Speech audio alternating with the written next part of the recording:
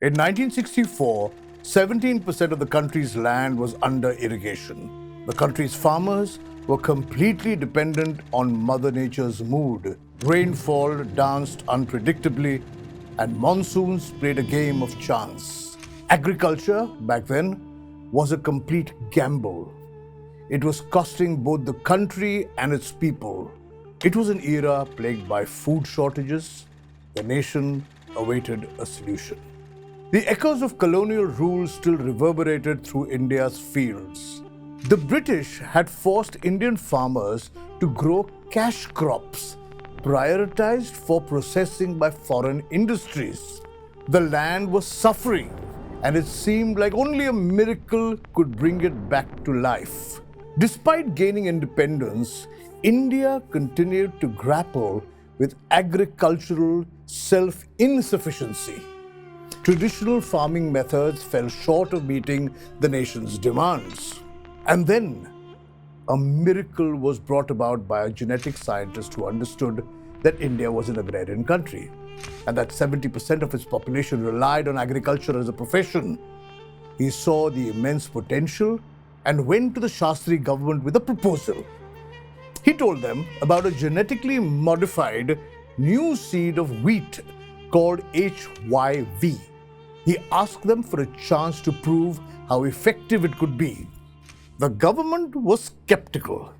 They gave the scientists funding to plant HYV seeds on just 150 demonstration plots located on just 1 hectare of land.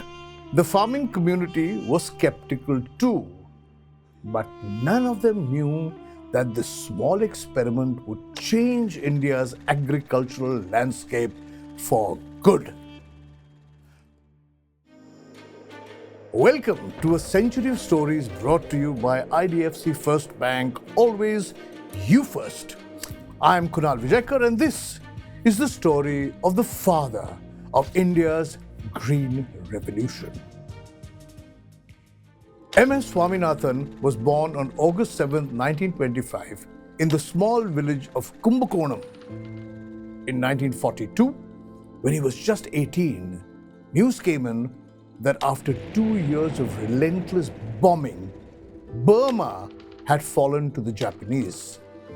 This caused a massive exodus of people into Bengal, a region that was already struggling after the Raj had diverted food supplies to Europe in support of World War II. In 1943, India faced a famine, the likes of which the world had never seen. An estimated 3 million people died in the Bengal famine. Swaminathan, like many others in the country, was devastated.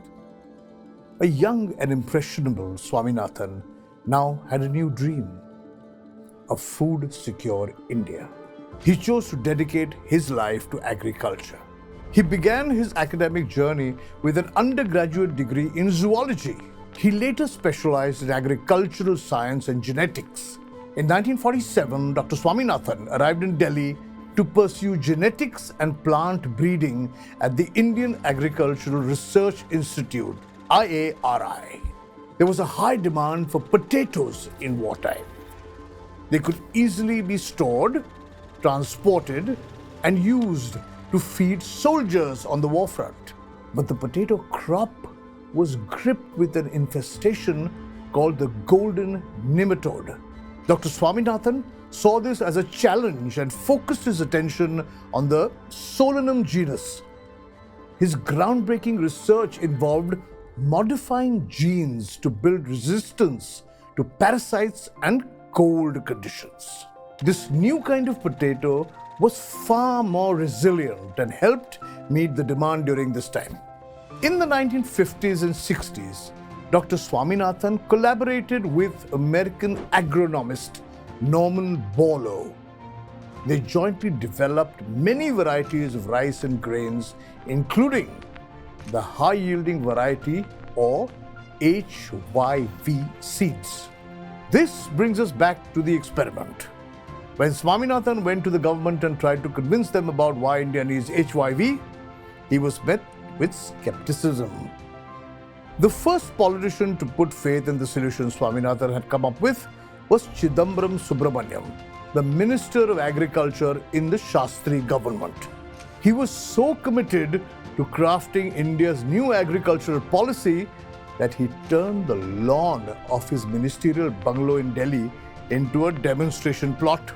The sowed seeds gave results, proving that these new methods could solve chronic food shortages. After the government, it was time to convince the farmers.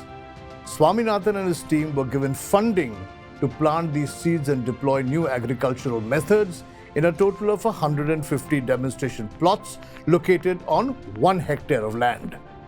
The harvest was astounding.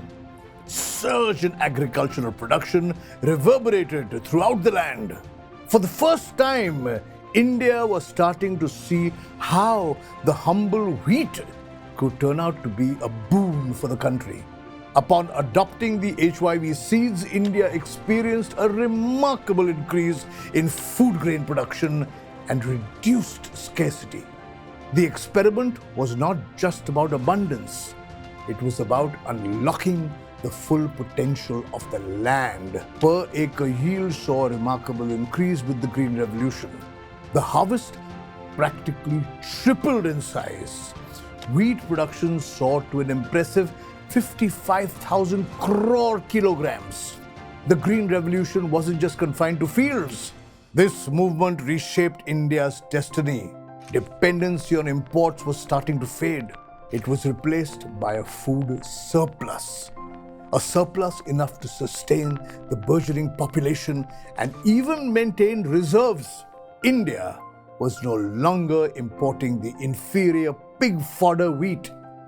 She now stood as an exporter of her own agricultural bounty. Dr. Swaminathan wasn't done yet. His next target? Rice. He journeyed to Cuttack to collaborate with Krishna Swami Ramaiah on his rice hybridization program. There, they created the world's first high-yielding basmati rice. But you see, Dr. Swaminathan's work wasn't limited to the laboratory.